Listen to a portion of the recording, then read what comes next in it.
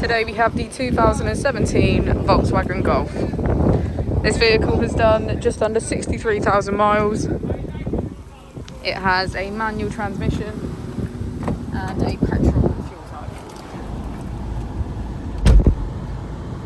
To the left of our steering wheel, we have cruise control as a feature, and on the right we have voice control. On our screen we can access radio, Awesomeness.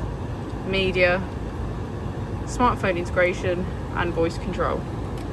On the right we have navigation, traffic reports, Think Blue Trainer and menu.